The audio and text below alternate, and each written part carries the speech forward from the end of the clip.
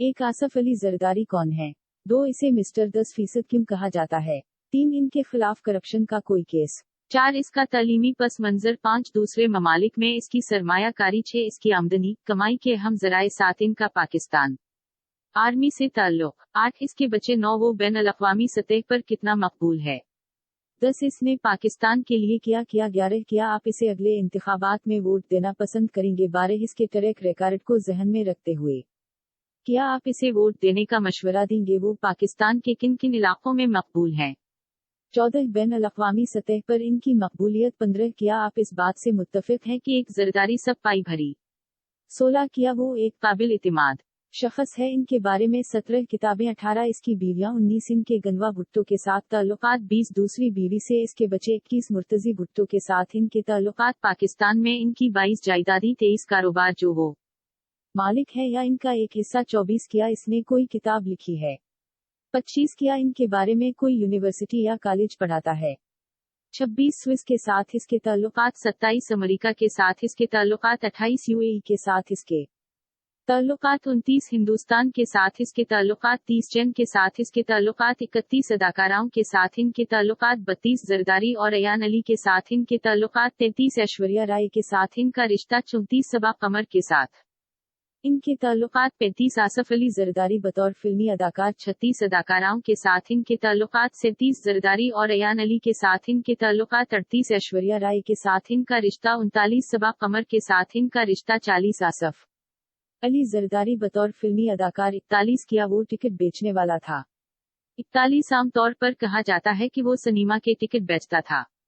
क्या वो बेनजीर भुट्टो के कत्ल के बारे में जानते हैं। आसफ अली जरदारी कौन है। आसफ अली जरदारी एक पाकिस्तानी सियासतदान है जिन्होंने 2008 से 2013 तक पाकिस्तान के सदर के तौर पर खिदमत अंजाम दी।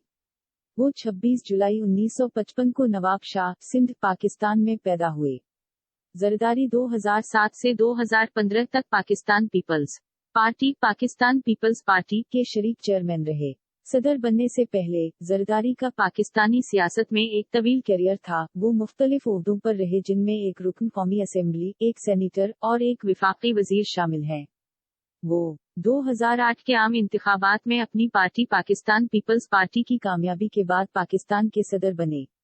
अपनी सदारत के दौरान जरदारी को बहुत से चैलेंजेस का सामना करना पड़ा, जिनमें एक जिद्दोजहद करती हुई मईशत, दहशतगर्द हमलों की लहर और पड़ोसी ममालिक जैसे भारत और अफगानिस्तान के साथ तनाव शामिल हैं। इन्हें 2010 में मुल्क में आने वाले तबाहकुन सैलाब के बाद भी निमटना पड़ा। जरदारी अपनी 5 साला मुद्दत पूरी करने के बाद 2013 में सदर के ओहदे से सुबकदोश हो गए। वो पाकिस्तानी सियासत में एक अहम शख्सियत बने हुए हैं और इनकी पार्टी पाकिस्तान पीपल्स पार्टी मुल्क के सियासी मंजरनामे में अहम किरदार अदा कर रही है।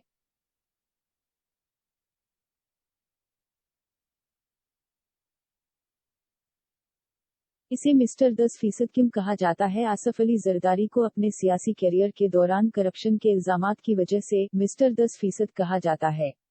मुबैना तौर पर मिस्टर 10% उर्फी नाम 1990 की दुहाई में शुरू हुआ जब जरदारी की अहलिया बेनजीर भुट्टो पाकिस्तान की वजीर आजम के तौर पर खिदमत अंजाम दे रही थी।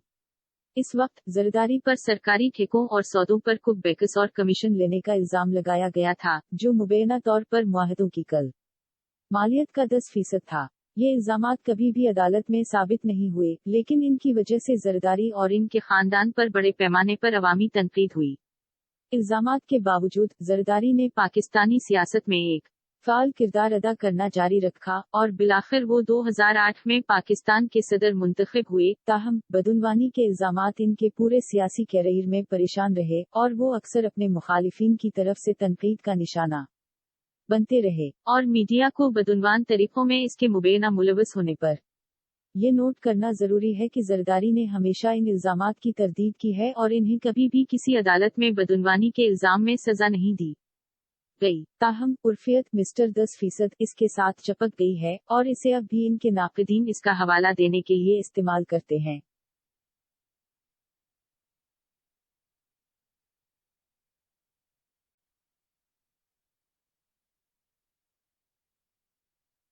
क्या इनके खिलाफ करप्शन का कोई केस है? जी हाँ। आसफ अली जरदारी पाकिस्तान में अपने सियासी कैरियर के दौरान बदनवानी के कई मुकदमात का सामना कर चुके हैं।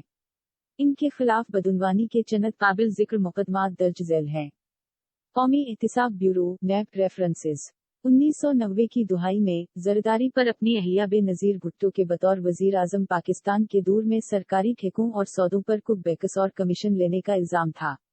नैब ने इनके खिलाफ बदनवानी के कई रिफर दायर किए और इन्हें 1996 में गिरफ्तार किया गया, ताहम कई साल जेल में गुजारने के बाद 2004 में इन्हें जमानत पर रिहा कर दिया गया। स्विस मनी लॉन्ड्रिंग केस 2012 में सुप्रीम कोर्ट ऑफ पाकिस्तान ने जरदारी और इनकी मरहूम अहलिया बेनजीर भुट्टो के खिलाफ तकरीबन $12 मिलियन की मनी लॉन्ड्रिंग से मुताल्लिक करप्शन केस को दोबारा खोलने का हुक्म दिया।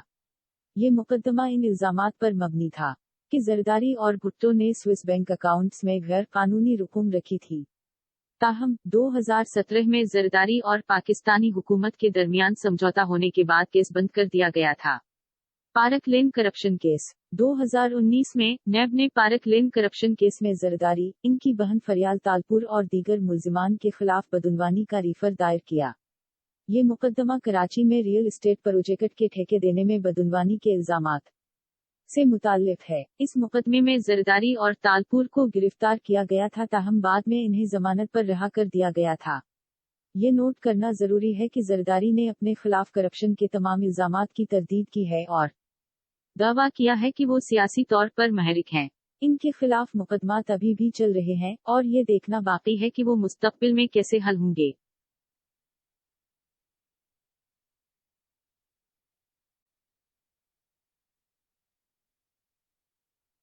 इसका तालीमी पस मंजर आसफ अली जरदारी का तालीमी पस मंजर किसी हद तक गैर वाज़ेह है, क्योंकि इनकी तालीमी काबिलियत के बारे में मुतज़ाद इत्तलाआत सामने आई हैं।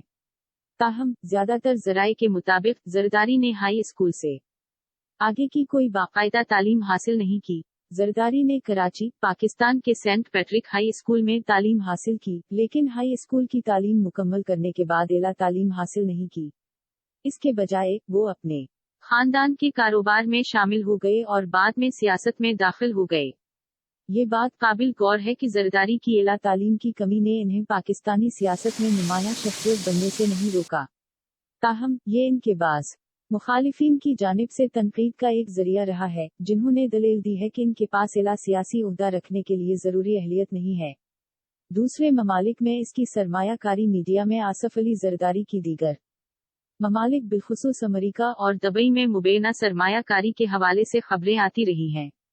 ताहम ये नोट करना जरूरी है कि ये रिपोर्ट्स कयास आराइयों पर मबनी है और अदालत में साबित नहीं हुई हैं। बाज़ इत्तलाआत के मुताबिक जरदारी ने अमेरिका में खास तौर पर न्यूयॉर्क और हेवस्टन में रियल एस्टेट और दीगर कारोबारों में सरमायाकारी की है। इन पर दुबई और दीगर ममालिक में जायदादी रखने के इल्जामात भी लगाए गए हैं। 2015 में पाकिस्तानी हुकूमत ने पानामा पेपर्स लीक से हासिल होने वाली मालूमात की बुनियाद पर जरदारी के मुबैना ऑफशोर असासों की तहकीकात का आगाज किया। ये तहकीकात मुबैना तौर पर जरदारी और इनके खानदान के अफराद की अमेरिका, दुबई और दीगर ममालिक में जायदादों और कंपनियों पर मरकूज थी। ताहम तहकीकात के नतीजे में जरदारी या इनके खानदान के अफराद के खिलाफ कोई इल्जाम आयद नहीं किया गया और ये वाज़ेह नहीं है कि आया कोई मुबैना सरमाया कारी गैर कानूनी थी या इसमें बदनवानी शामिल थी। ये बात काबिल गौर है कि जरदारी ने किसी भी गलत काम की तरदीद की है और दावा किया है कि इनके खिलाफ इल्जामात सियासी तौर पर महरिक हैं।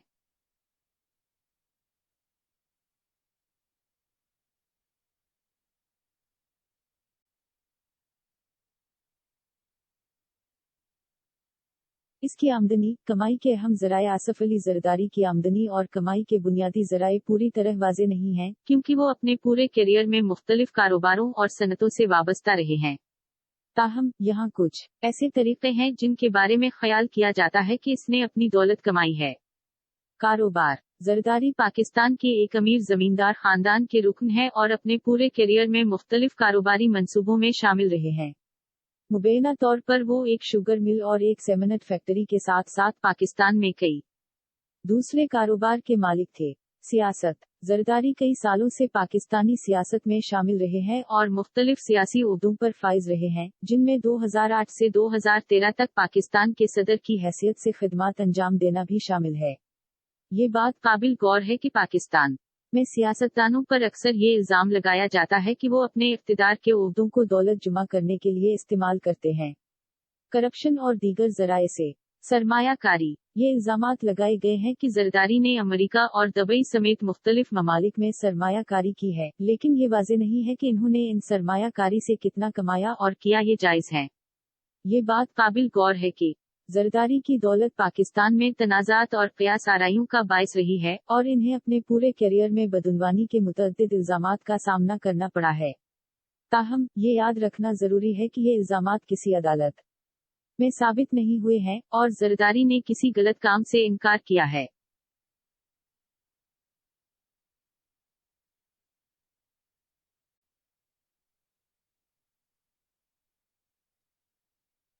کیا اس کا پاکستان آرمی سے تعلق ہے؟ آصف علی زرداری کے پاک فوج کے ساتھ تعلقات میں کئی سالوں سے اتار چڑھاؤ آیا ہے۔ ایک سیاست دان کے طور پر جو پاکستان میں اعلیٰ عہدہ پر فائز رہے ہیں، زرداری کو فوج کے ساتھ ایک پیچیدہ تعلقات کو نیویگیٹ کرنا پڑا، جس نے تاریخی طور پر پاکستانی سیاست میں اہم کردار ادا کیا ہے۔ 2008 سے 2013 تک پاکستان کے صدر کے طور پر اپنے دور میں، زرداری کو فوج کے خلاف مبینہ طور پر محاذ آرائی کے موقف کی وجہ سے کچھ حلقوں کی جانب سے تنقید کا سامنا کرنا پڑا۔ زرداری اور عسکری قیادت کے درمیان خاص طور پر قومی سلامتی اور خارجہ پالیسی سے متعلق معاملات پر تناؤ کی اطلاعات تھی۔ 2011 میں، زرداری کی حکومت پاکستان میں فوجی بغاوت کو روکنے کے لیے مبینہ طور پر امریکی مدد کے لیے ایک میمو پر ایک بڑے اسکینڈل میں پھنس گئی۔ اس اسکینڈل کی وجہ سے فوجی اور سویلین قیادت کے درمیان تناؤ پیدا ہوا اور زرداری کو استعفی دینے کے مطالبات کا سامنا کرنا پڑا۔ تاہم، حالیہ برسوں میں، زرداری کو فوج کے حوالے سے زیادہ مفاہمت پسندانہ انداز اختیار کرتے ہوئے دیکھا گیا ہے۔ 2018 میں، اس نے پاکستان کے army chief general Qamar Javed Bajwa سے ملاقات کی، جس سے یہ قیاس آرائیاں ہوئیں کہ وہ فوج کے ساتھ تعلقات کو بہتر بنانا چاہتے ہیں۔ یہ بات قابل غور ہے کہ پاکستان میں سویلین سیاستدانوں اور فوج کے درمیان تعلقات اکثر تناؤ سے بھرے رہتے ہیں، اور فوج کے ساتھ انفرادی سیاست دانوں کے تعلقات کی نوعیت کو بیان کرنا مشکل ہو سکتا ہے۔ تاہم، زرداری کا سیاسی کیریئر فوج کے ساتھ ایک پیچیدہ اور اکثر متنازع تعلقات کی وجہ سے نشان زد رہا ہے۔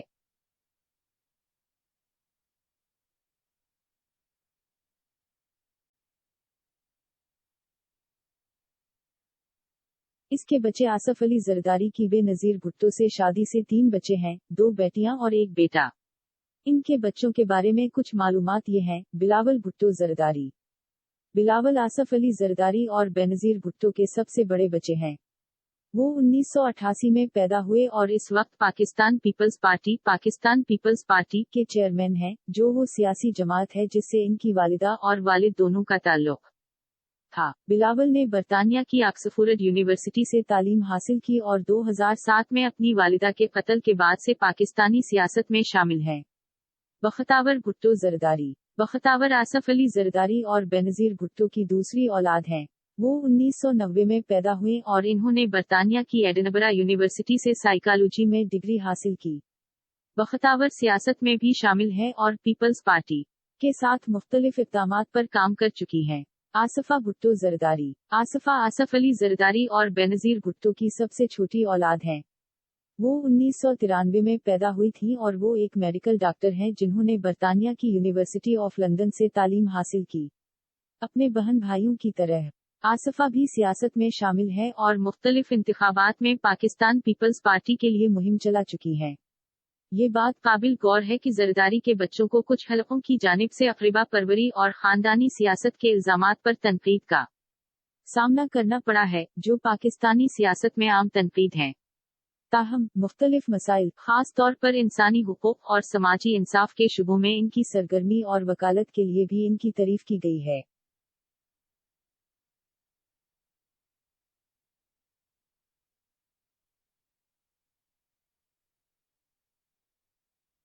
وہ بین الاقوامی سطح پر کتنا مقبول ہے؟ بین الاقوامی سطح پر آصف علی زرداری کی مقبولیت کا اندازہ لگانا مشکل ہے، کیونکہ یہ سیاق و سباق اور سامعین کے لحاظ سے وسیع پیمانے پر مختلف ہو سکتی ہے۔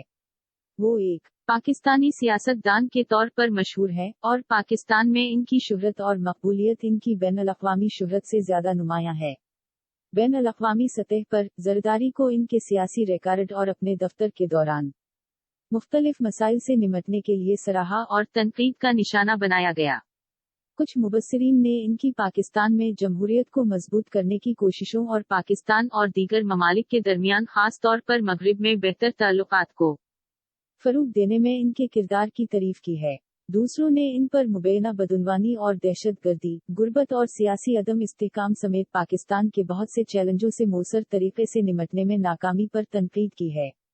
یہ بات قابل غور ہے کہ سامعین اور ان کے سیاسی خیالات کے لحاظ سے آصف علی زرداری کے خیالات اور ان کے سیاسی ریکارڈ میں بڑے پیمانے پر فرق ہو سکتا ہے۔ کچھ لوگ اسے ایک متنازع شخصیت کے طور پر دیکھ سکتے ہیں، جبکہ دوسرے اسے ایک سیاستدان یا ایک مسئلہ کے طور پر دیکھ سکتے ہیں۔ بالآخر، اس کی بین الاقوامی مقبولیت اور شہرت کا انحصار اس کے سیاسی ریکارڈ، اس کے ذاتی طرز عمل اور جغرافیائی سیاسی تناظر سمیت متعدد عوامل پر ہوتا ہے۔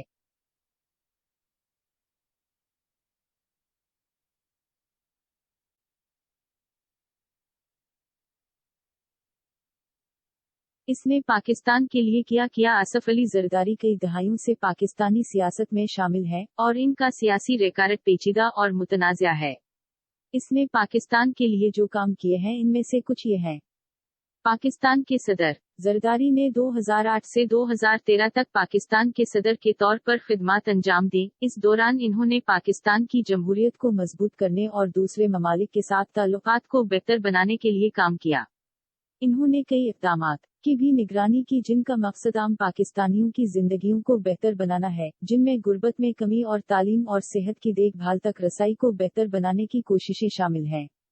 اقتصادی پالیسیاں زرداری کی حکومت نے کئی اقتصادی پالیسیاں متعارف کروائیں جن کا مقصد پاکستان کی معیشت کو مستحکم کرنا تھا، بشمول افراط زر میں کمی، غیر ملکی سرمایہ کاری میں اضافہ اور برآمدات کو فروغ دینا۔ انہوں نے نئی سڑکوں اور پاور پلانٹس کی تعمیر سمیت کئی بڑے بنیادی ڈھانچے کے منصوبوں کی بھی نگرانی کی۔ انسانی حقوق زرداری انسانی حقوق کے لیے آواز اٹھاتے رہے ہیں اور انہوں نے پاکستانیوں، خاص طور پر خواتین اور اقلیتوں کے لیے زیادہ سے زیادہ حقوق اور آزادیوں کو فروغ دینے کے لیے کام کیا ہے۔ انہوں نے صحافیوں اور دیگر کارکنوں کے حقوق کے تحفظ کے لیے اقدامات کی حمایت کی ہے اور انتہا پسندی اور دہشت گردی کے خلاف بات کی ہے۔ خارجہ تعلقات زرداری نے دیگر ممالک بالخصوص مغرب کے ساتھ پاکستان کے تعلقات کو بہتر بنانے میں اہم کردار ادا کیا ہے۔ انہوں نے خطے میں امن اور استحکام کو فروغ دینے کی کوششوں کی حمایت کی ہے اور امریکہ اور چین جیسے ممالک کے ساتھ پاکستان کے تعلقات کو مضبوط بنانے کے لیے کام کیا ہے۔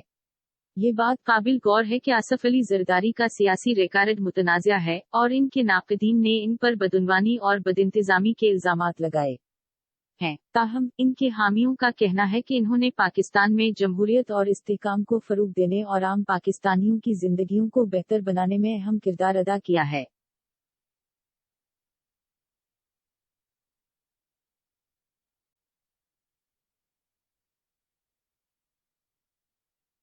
کیا آپ اسے اگلے انتخابات میں ووٹ دینا پسند کریں گے؟ AI زبان کے ماڈل کے طور پر، میرے پاس ذاتی ترجیحات یا انتخابات میں ووٹ ڈالنے کی اہلیت نہیں ہے۔ میرا کردار دستیاب ڈیٹا اور حقائق کی بنیاد پر اپنی بہترین صلاحیتوں کے مطابق معلومات فراہم کرنا اور سوالات کا جواب دینا ہے۔ یہ پاکستان کے شہریوں پر منحصر ہے کہ وہ اپنے سیاسی عقائد اور ترجیحات کی بنیاد پر اگلے انتخابات میں کس امیدوار کو ووٹ دیں۔ باخبر فیصلہ کرنے سے پہلے ہر امیدوار کے سیاسی ریکارڈ اور پلیٹ فارم کی تحقیق اور تجزیہ کرنا ضروری ہے۔ اس کے ٹریک ریکارڈ کو ذہن میں رکھتے ہوئے، کیا آپ اسے ووٹ دینے کا مشورہ دیں گے AI لینگویج ماڈل کے طور پر؟ میں آصف علی زرداری سمیت کسی خاص امیدوار کو ووٹ دینے کی تجویز یا سفارش نہیں کر سکتا۔ ذاتی رائے دینا یا کسی امیدوار یا سیاسی جماعت کی حمایت کرنا میرے دائرہ اختیار میں نہیں ہے۔ یہ انفرادی رائے دہندگان پر منحصر ہے کہ وہ انتخاب میں ووٹ دینے کا فیصلہ کرنے سے پہلے امیدوار کے ریکارڈ، پلیٹ فارم اور پالیسیوں کا جائزہ لیں۔ امیدوار کے ٹریک ریکارڈ پر غور کرنا ضروری ہے، بشمول ان کے ماضی کے اعمال، بیانات اور فیصلوں کے ساتھ ساتھ مستقبل کے لیے ان کے ویژن اور ملک کو درپیش مسائل سے نمٹنے کے لیے ان کے منصوبوں پر۔ बिलाखिर किसको वोट देना है इसका फैसला इनफरादी वोटर पर मुनहसिर है और इसे इनकी अपनी तरजीहात, अफ्तार और अकायद पर मबनी होना चाहिए। वोट देने के अपने जमहूरी हक का इस्तेमाल करना और काबिल इतिमाद मालूमात और तज्जिया की बुनियाद पर बाखबर फैसला करना जरूरी है।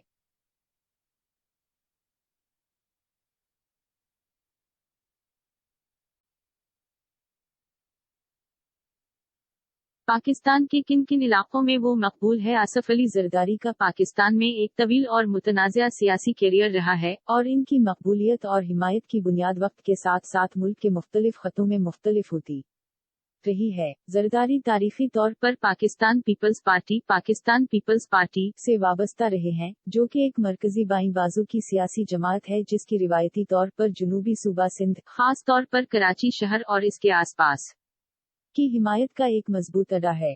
जरदारी खुद भी सूबा सिंध से ताल्लुक रखते हैं और तारीखी तौर पर इस खित्ते में इन्हें खासी हिमायत हासिल रही है। ताहम इनकी मकबूलियत और हिमायत मुख्तलिफ सियासी पेशरफतों और अवामिल से भी मुतासिर हुई है, जिनमें बदउनवानी और बदइंतजामी के इल्जामात, अपने दफ्तर में रहने के दौरान मुख्तलिफ बुहरानों और मसाइल से निमटना और मुल्क में वसीतर सियासी और इक्तिसादी रुझानात शामिल हैं। ये यकीन के साथ कहना मुश्किल है कि जरदारी इस वक्त पाकिस्तान के किन इलाकों में सबसे ज्यादा मकबूल हैं, क्योंकि इनकी मकबूलियत और हिमायत की बुनियाद वक्त के साथ साथ बदलती रहती है। ताहम वो पाकिस्तानी सियासत में एक अहम शख्सियत हैं और आबादी के बाज़ तबकात में इनकी पैरवी जारी है।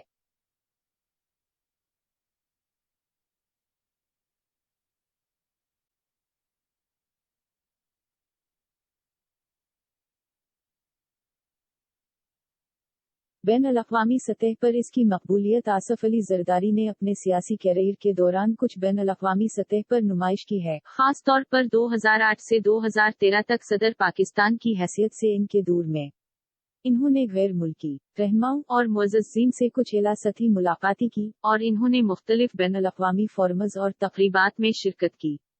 ताहम इनकी बैन-अल-अक़वामी मकबूलियत का अंदाजा लगाना मुश्किल है, क्योंकि ये मुमकिना तौर पर ज़ेर बहस मुल्क या खित्ते और पाकिस्तान के साथ इनके ताल्लुकात की नौयत के लिहाज से मुख्तलिफ होती है।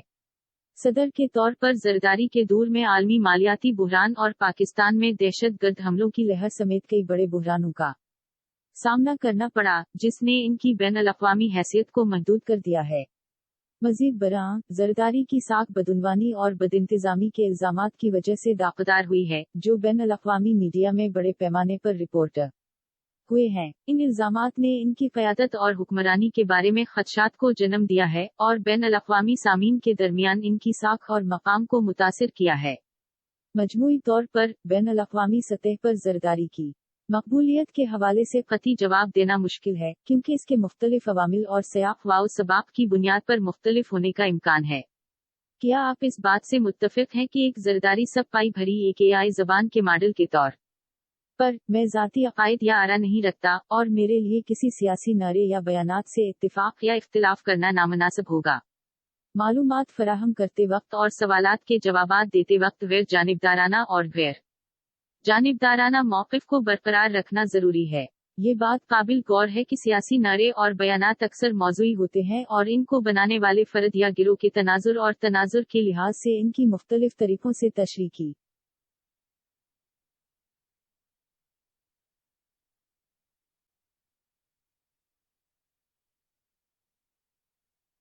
क्या वो एक काबिल इतिमाद शख्स है। आसिफ अली जरदारी पर अपने सियासी कैरियर के दौरान बदउनवानी के मुख्तलिफ इल्जामात और दीगर तनाज़ात का सामना रहा है, जिससे इनकी अमानत और दियानत पर सवालात अटके रहे हैं। ताहम ये नोट करना जरूरी है कि ये तमाम इल्जामात किसी अदालत में साबित नहीं हुए हैं और जरदारी ने किसी गलत काम से इनकार किया है। आखिरकार कोई आसिफ अली जरदारी को काबिल इतिमाद समझता है या नहीं, ये इनके किरदार, अमाल और बयानात के बारे में इनके अपने तासुरात पर मबनी एक मौज़ूई फैसला है। कुछ लोग इसे काबिल भरोसा समझते हैं और इनके सियासी विजन पर यकीन रखते हैं, जबकि कुछ लोग ऐसा नहीं कर सकते। सियासी रहनुमा के रिकॉर्ड और प्लेटफॉर्म के साथ साथ इनके ज़ाती किरदार का भी जायजा लेना जरूरी है, जब इन पर भरोसा करने या न करने के बारे में बाखबर फैसला करें। बिलाखिर ये फर्द पर मुनहसिर है कि वो दस्तयाब मालूमात और इनकी अपनी अफ्तार और अकायद की बुनियाद पर आसिफ अली जरदारी की काबिल इतिमाद होने के बारे में खुद फैसला करे। اس کے بارے میں کتابیں آصف علی زرداری کے بارے میں کئی کتابیں موجود ہیں جن میں سے چند درج ذیل ہیں۔ زرداری رولرز از نادر میر اور عدیل ملک۔ یہ کتاب آصف علی زرداری کی سیاسی سوانح عمری ہے جس میں ان کے سیاسی کیریئر اور پاکستانی سیاست کی تشکیل میں ان کے کردار کا جائزہ لیا گیا ہے۔ زرداری ایک پروفائل ان کریج از نادر میر۔ یہ کتاب آصف علی زرداری کی سوانح عمری ہے جس میں ان کی زندگی اور سیاسی کیریئر کا جائزہ لیا گیا ہے بشمول ان کے صدر پاکستان کے وقت Bhutto Dynasty the struggle for power in Pakistan is oven Bennett Jones. یہ کتاب بھٹو خاندان اور پاکستانی سیاست میں ان کے کردار پر ایک وسیع نظر پیش کرتی ہے بشمول آصف علی زرداری کی بے نظیر بھٹو سے شادی اور اقتدار میں ان کا عروج۔ پاکستان کا مستقبل از اسٹیفن پی کوہن۔ اگرچہ یہ کتاب خاص طور پر آصف علی زرداری کے بارے میں نہیں ہے لیکن یہ پاکستانی سیاست اور آج ملک کو درپیش چیلنجز کو سمجھنے کے لیے ہم سیاق و سباق فراہم کرتی ہے۔ پاکستان ایک مشکل ملک از عنایت اللیوین۔ یہ کتاب پاکستان کی تاریخ، سیاست اور معاشرے کا گہرائی سے تجزیہ فراہم کرتی ہے اور اس وسیع تناظر کو سمجھنے کے لیے مددگار ہے جس میں آصف علی زرداری کا سیاسی کیریئر سامنے آیا ہے۔ یہ کتابیں آصف علی زرداری کے سیاسی کیریئر اور پاکستان کے وسیع تر سیاسی منظر نامے کے بارے میں قیمتی بصیرت فراہم کر سکتی ہیں۔ تاہم وسیع پیمانے پر اور تنقیدی طور پر پڑھنا اور باخبر رائے بناتے وقت متعدد نقطہ نظر اور معلومات کے ذرائع پر غور کرنا ضروری ہے۔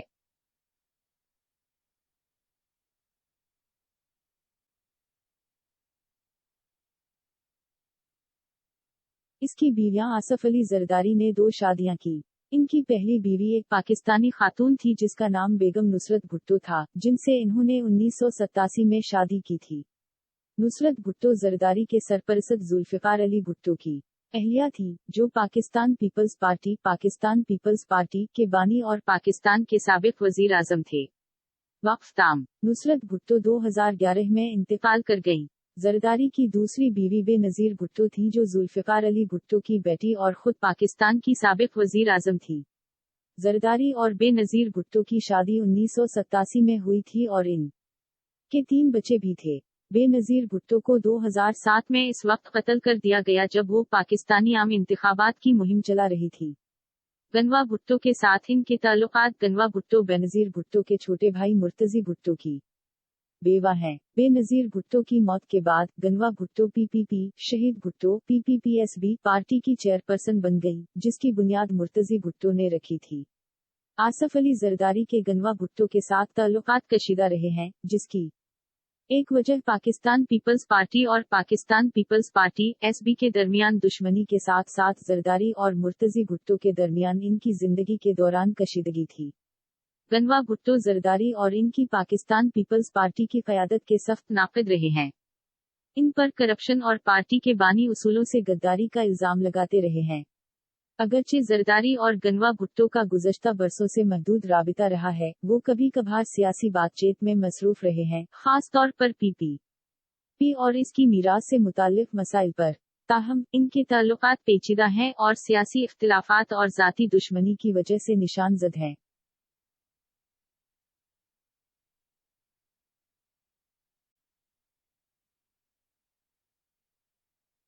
اس کے بچے دوسری بیوی سے آصف علی زرداری کی دوسری بیوی بے نظیر بھٹو سے ایک بیٹا ہے جس کا نام بلاول بھٹو زرداری ہے۔ بلاول 21 ستمبر 1988 کو پیدا ہوئے۔ میرے علم کے مطابق آصف علی زرداری کی پہلی بیوی بیگم نصرت بھٹو سے کوئی اولاد نہیں تھی۔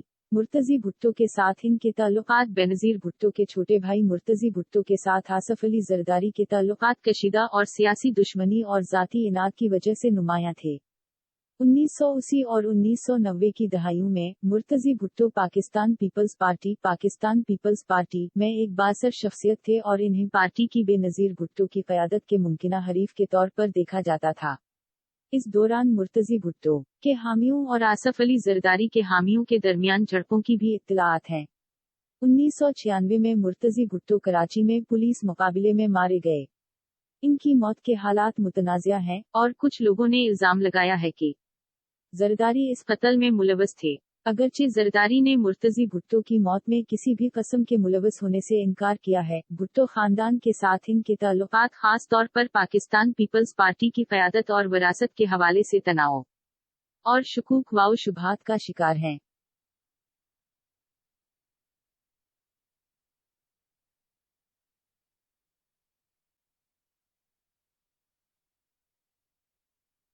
पाकिस्तान में इनकी जायदादी आसफ अली जरदारी पर पाकिस्तान में मुतअद्दिद जायदादों के मालिक होने का इल्जाम लगाया गया है, जिनमें से कुछ करप्शन की तहकीकात और कानूनी कार्रवाइयों का मौजू रही हैं।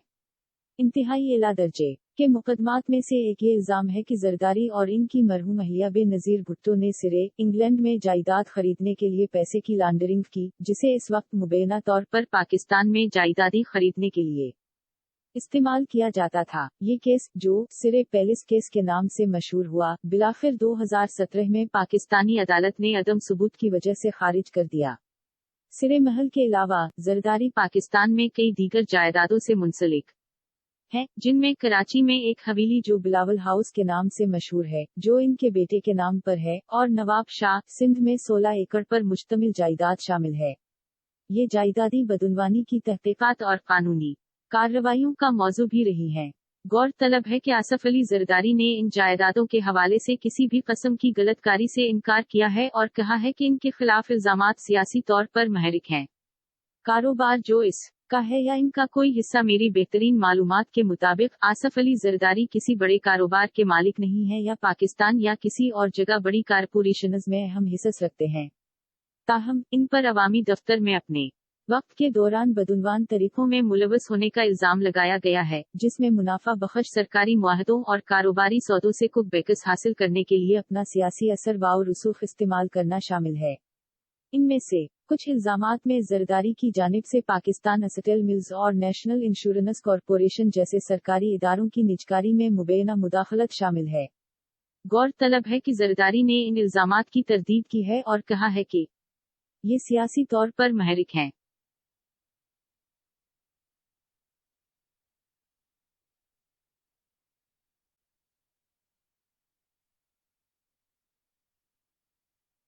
क्या इसने कोई किताब लिखी है? मेरे इल्म के मुताबिक आसफ अली जरदारी ने कोई किताब नहीं लिखी। क्या इसके बारे में कोई यूनिवर्सिटी या कॉलेज पढ़ाता है? आसफ अली जरदारी पाकिस्तान की एक मुमताज सियासी शख्सियत है और 2008 से 2013 तक पाकिस्तान के सदर के तौर पर इनका दूर मुल्क की हालिया तारीख का एक अहम दूर है। ताहम मैं किसी ऐसी यूनिवर्सिटी या कॉलेज से वाकिफ नहीं हूँ जो खास तौर पर आसफ अली जरदारी पर मरकूज कोर्सेज या प्रोग्राम पेश करते हूँ। ये कहा जा रहा है, पाकिस्तान में बहुत सी यूनिवर्सिटियां और कॉलेज पॉलिटिकल साइंस, तारीख और मुतल्लका शुबों में कोर्सेज और प्रोग्राम पेश करते हैं जो पाकिस्तान की तारीख और सियासत का इहाता करते हैं, बशमूल वो दूर जब जरदारी साहिब इक्तिदार में थे। इन कोर्सेज में जरदारी और इनके सियासी कैरियर को एक वसी निसाब के हिस्से के तौर पर जेर बहस लाया जा सकता है। स्विस के साथ इसके ताल्लुकात आसफ अली जरदारी के स्विट्जरलैंड के साथ ताल्लुकात तनाज़ात और कानूनी कार्रवाइयों का शिकार रहे हैं। 1990 की दुहाई में जरदारी और इनकी मरहुमा अहलिया बेनजीर भुट्टो पर इल्जाम था कि इन्होंने स्विस बैंक अकाउंट्स को मनी लॉन्ड्रिंग और बदुनवानी में मुलवस करने के लिए इस्तेमाल किया। ये केस, जो स्विस अकाउंट्स स्कैंडल के नाम से मशहूर हुआ, इस जोड़े के स्विस बैंक अकाउंट्स को मुंजमद करने और 2003 में स्विस अदालत की जानिब से गैर हाजिरी में इनकी सजा का बायस बना। जरदारी ने इल्जामात की तरदीद की और दलील दी कि मुकदमा सियासी तौर पर महरिक है। 2007 में बेनजीर भुट्टो के कत्ल के बाद जरदारी पाकिस्तान पीपल्स पार्टी के रहनुमा बन गए और 2008 में पाकिस्तान के सदर बन गए। 2008 में स्विस हुकूमत ने सदर ममलुकत के तौर पर अपने इस्तिस्नी का हवाला देते हुए जरदारी के खिलाफ मुकदमा बंद कर दिया। ताहम ये केस 2013 में सदर जरदारी की मुद्दत सदारत खत्म होने के बाद दोबारा खोला गया। 2017 में स्विस अदालत ने जरदारी के खिलाफ करप्शन का कोई सबूत नहीं मिला और केस बंद कर दिया।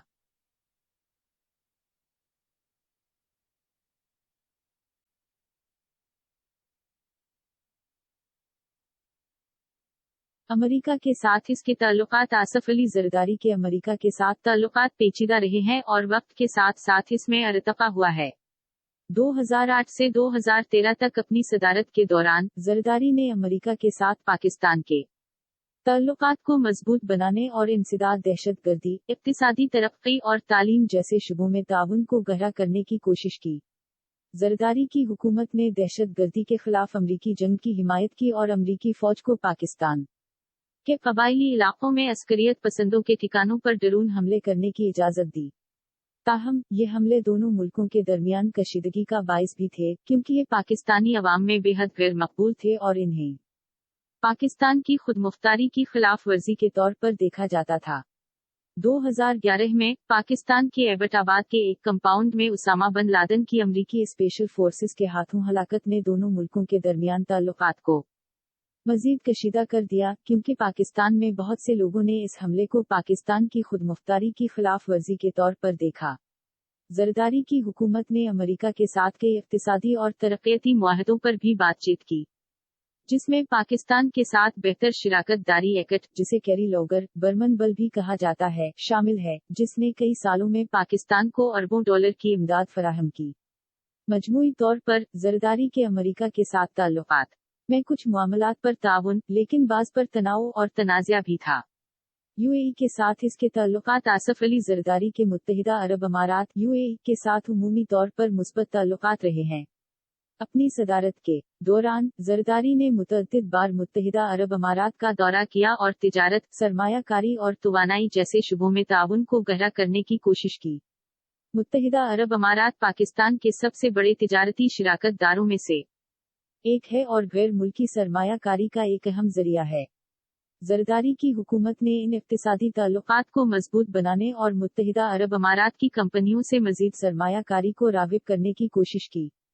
2010 میں نے پاکستان کو ادائیگیوں کے توازن کے بحران سے نمٹنے کے لیے $300 ملین کا قرض فراہم کیا، اور 2011 میں زرداری نے کے ساتھ متعدد معاہدوں پر دستخط کیے جن کا مقصد توانائی اور بنیادی ڈھانچے کی ترقی جیسے شعبوں میں تعاون بڑھانا تھا۔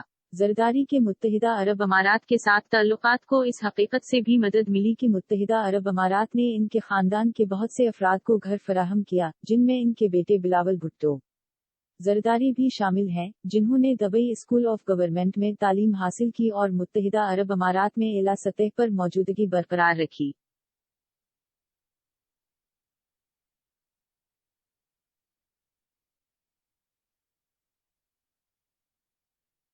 بھارت کے ساتھ اس کے تعلقات آصف علی زرداری کے بھارت کے ساتھ تعلقات کشیدگی اور سفارت کاری کی کوششوں دونوں سے نمایاں تھے۔ 2008 سے 2013 تک اپنی صدارت کے دوران زرداری نے بھارت کے ساتھ تعلقات کو بہتر بنانے اور دونوں ممالک کے درمیان کشیدگی کو کم کرنے کی کوشش کی، جو کشمیر کے خطے پر دیرینہ تنازعہ سمیت کئی مسائل کی وجہ سے تناؤ کا شکار تھے۔ 2012 میں زرداری نے بھارت کا تاریخی دورہ کیا، 7 سالوں میں ملک کا دورہ کرنے والے پہلے پاکستانی سربراہ مملکت بن گئے۔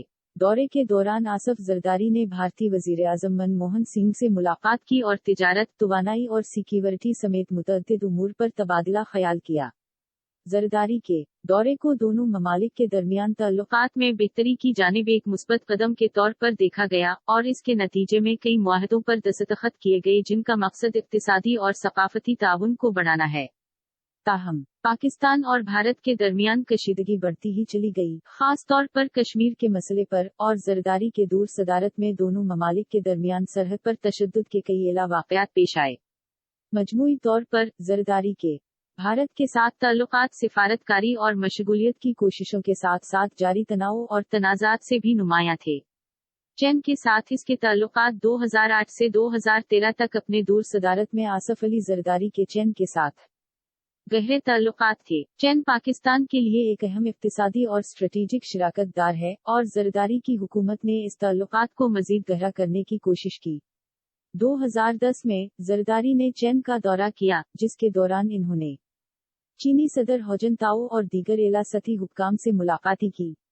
دونوں فریقوں نے متعدد معاہدوں پر دستخط کیے جن کا مقصد اقتصادی تعاون کو بڑھانا ہے، جس میں پاکستان میں جوہری پاور پلانٹ کی تعمیر کے لیے $10 بلین کا معاہدہ بھی شامل ہے۔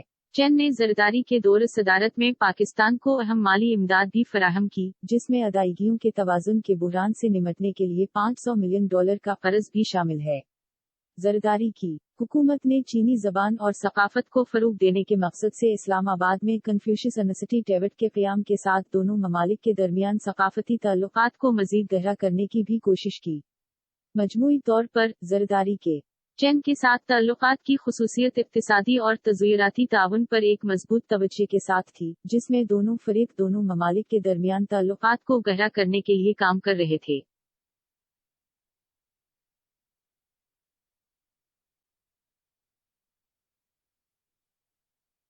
अदाकारा के साथ इनके ताल्लुकात आसफ अली जरदारी के अदाकाराओं के साथ ज़ाती ताल्लुकात मीडिया की क़यास आराइयों और तनाज़ात का शिकार रहे हैं, ताहम इन रिपोर्ट्स की दुरुस्तगी की तस्दीक मुश्किल है। सबसे नुमायां अफवाहों में से एक पाकिस्तानी अदाकारा मीरा के साथ इनका मुबैना ताल्लुक शामिल है।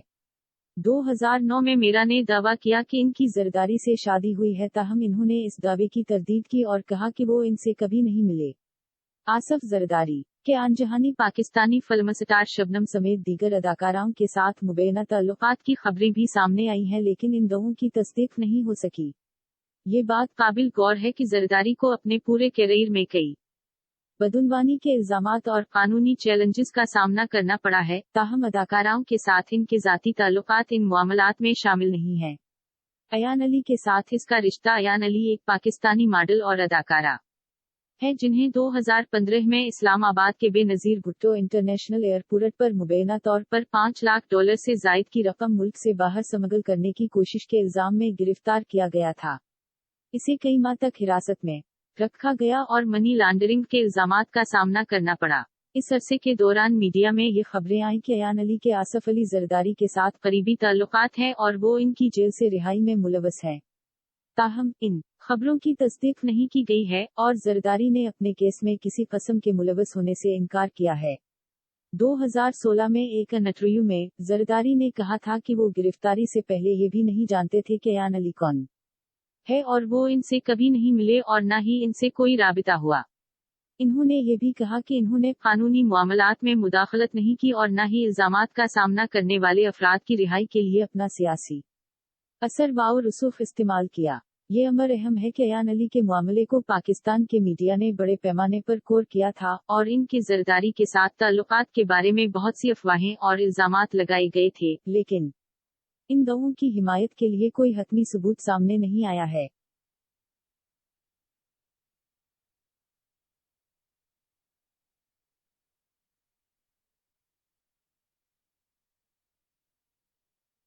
ऐश्वर्या राय के साथ इनका रिश्ता ऐसी कोई मुसद्दिका मालूमात या शवाहिद नहीं है जिससे ये मालूम हो सके कि आसफ अली जरदारी के भारतीय अदाकारा ऐश्वर्या राय के साथ किसी किस्म के ताल्लुकात थे।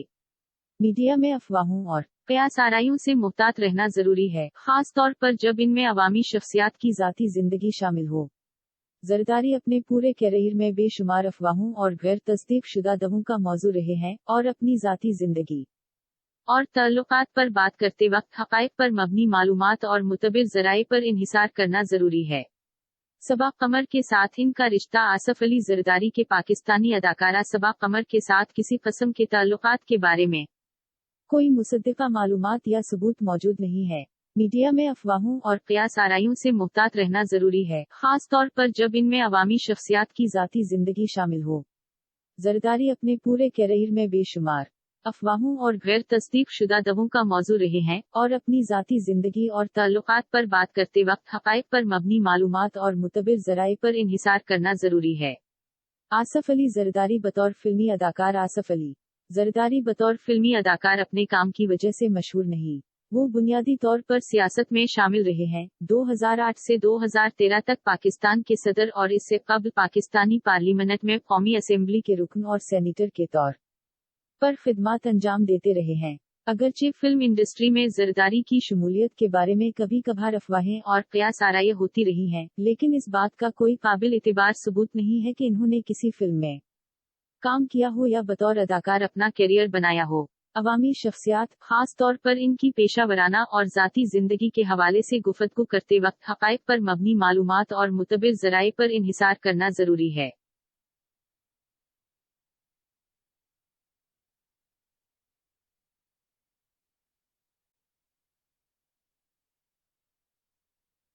क्या वो टिकट बेचने वाला था? ऐसी कोई मुसद्दिका मालूमात या सबूत मौजूद नहीं है जिससे ये मालूम हो सके कि आसफ अली जरदारी टिकट बेचने वाले के तौर पर काम करते थे। जैसा कि पहले जिक्र किया गया है, जरदारी का बुनियादी کیریئر سیاست میں رہا ہے اور وہ پاکستانی حکومت میں مختلف عہدوں پر فائز رہے ہیں، جن میں 2008 سے 2013 تک پاکستان کے صدر کی حیثیت سے خدمات انجام دینا بھی شامل ہے، جبکہ عوامی شخصیات کے پس منظر اور تجربات پر غور کرنا ضروری ہے۔ اپنی ذاتی اور پیشہ ورانہ زندگیوں پر گفتگو کرتے وقت حقائق پر مبنی معلومات اور معتبر ذرائع پر انحصار کرنا بھی ضروری ہے۔ عام طور پر کہا جاتا ہے کہ وہ سنیما کے ٹکٹ بیچتا تھا، اگرچہ کچھ افواہیں اور غیر تصدیق شدہ دعوے ہیں کہ آصف علی زرداری نے اپنی جوانی میں سینما کے ٹکٹ بیچنے والے کے طور پر کام کیا، لیکن ان دعووں کی حمایت کرنے کے لیے کوئی ٹھوس ثبوت نہیں ہے۔ یہ نوٹ کرنا ضروری ہے کہ عوامی شخصیات اکثر افواہوں اور قیاس آرائیوں کا موضوع ہوتی ہیں، اور حقیقت کو افسانے سے الگ کرنا مشکل ہو سکتا ہے۔ اگرچہ یہ ممکن ہے کہ زرداری نے اپنی زندگی میں کسی موقع پر سینما کے ٹکٹ بیچنے والے کے طور پر ملازمت اختیار کی ہو، لیکن ان دعووں کی تصدیق یا تردید کے لیے کوئی قابل اعتماد معلومات موجود نہیں ہے۔ اپنی ماضی کی ملازمت کی تاریخ سے قطع نظر، زرداری بنیادی طور پر اپنے پورے کیریئر میں سیاست میں شامل رہے ہیں، پاکستانی حکومت میں مختلف عہدوں پر فائز رہے اور 2008 سے 2013 تک پاکستان کے صدر کے طور پر خدمات انجام دی۔ کیا اسے بینظیر بھٹو کے قتل کا علم ہے؟ آصف علی زرداری بینظیر بھٹو کی بیوہ کے طور پر ان کے قتل سے متاثر ہوئے اور ان کی موت کے لیے انصاف کے حصول کی کوششوں میں شامل رہے۔ اگرچہ بے نظیر بھٹو کے قتل میں مختلف جماعتوں کے ملوث ہونے کے حوالے سے کچھ نظریات اور الزامات ہیں، جن میں پاکستانی حکومت اور عسکریت پسند گروپ بھی شامل ہیں، لیکن اس بات کا کوئی قابل اعتبار ثبوت نہیں ہے کہ زرداری براہ راست ملوث تھے یا انہیں اس سازش کا پہلے سے علم تھا۔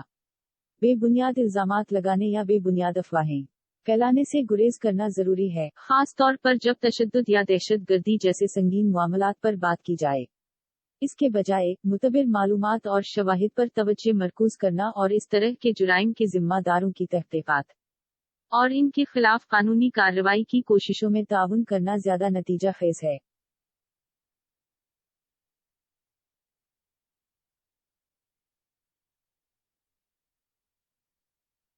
اس کے جنسی تعلقات یہ مواد ہماری مواد کی پالیسی کی خلاف ورزی کر سکتا ہے۔